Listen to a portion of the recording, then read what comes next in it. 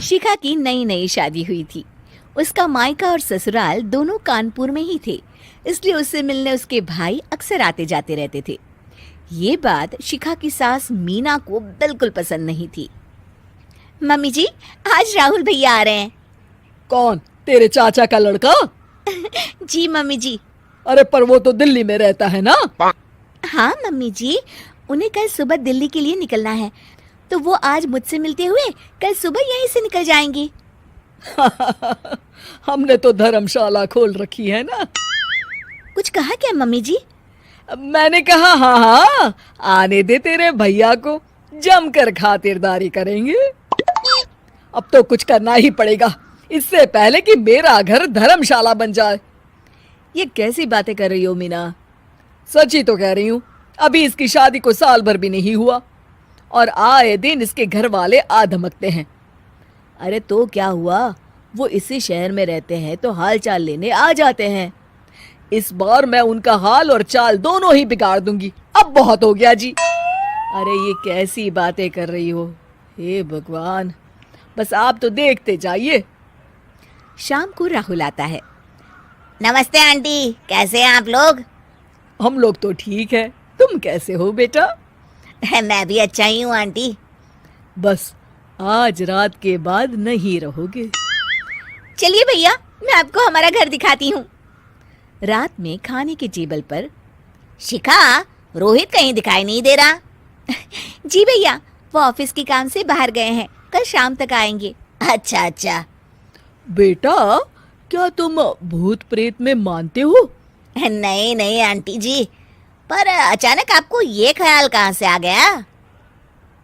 पता नहीं क्यों, कभी कभी मुझे लगता है जैसे रात के समय बैठक में कोई घूमता रहता है। ये आप क्या कह रही हैं मम्मी जी?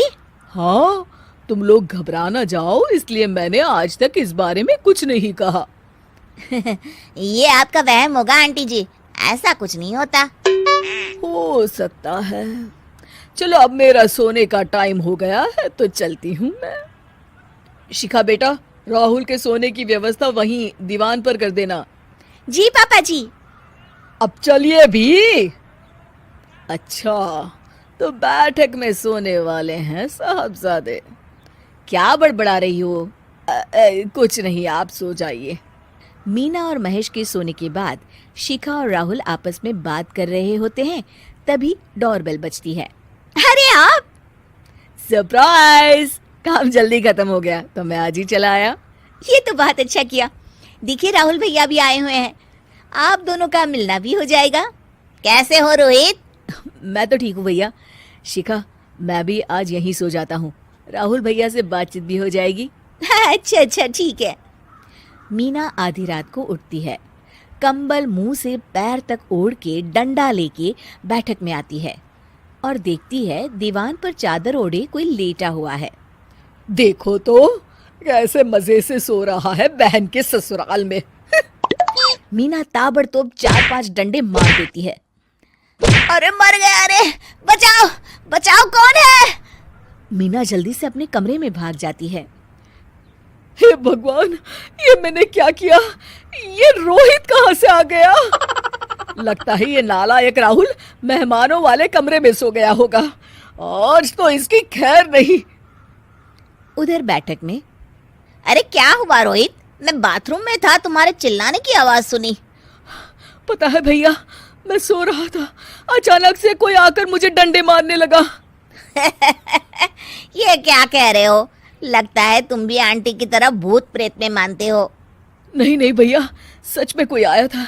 मैं तो जा रहा हूँ मेहमानों वाले कमरे में सोने के लिए। इस समय अपने रूम में जाऊंगा तो शिखा की नींद खराब हो जाएगी। ठीक है भाई, जाओ तुम, जहाँ तुम्हारा भूत डंडा लेके ना आ सके। थोड़ी देर बाद मीना कंबल ओढ़ के डंडा लेकर मेहमानों वाले कमरे में पहुंच जाती है। वो बिस्तर पर सोए रोहित को फिर डंडों से मारने लगती है। अरे मर गया, अरे मर गया। तू भूत प्रेत में नहीं मानता ना? ये ले, अब डंडे खा। हैं? ये तो माँ की आवाज है। रोहित कंबल खींच देता है। बेटा तू! अरे ये क्या कर रही हो माँ? मार मार के मेरा भरता बना दिया आपने। कर दे मेरे लाल, मैंने तो तुझे ही मार मार के लाल कर दिया। मैं तो उस राहुल के बच्चे को सबक सिखाना चाहती थी। राहुल भैया को? हाँ बेटा, मुझे लगा अगर उसे डंडे मारूंगी तो शिखा के मायके वाले यहाँ आना छोड़ देंगे। हे भगवान, माँ ये घर शिखा का भी है, उसके घर वाले जब चाहे आ सकते हैं। हाँ बेटा, आज मुझे भगवान का इशारा समझ में आ गया। मैं कितना गलत करने चली थी और अपने ही बेटे को चोट पहुंचा दी। अब चुपचाप जाके सो जाओ माँ, और किसी को कुछ बताने की जरूरत भी नहीं है। शिक्षा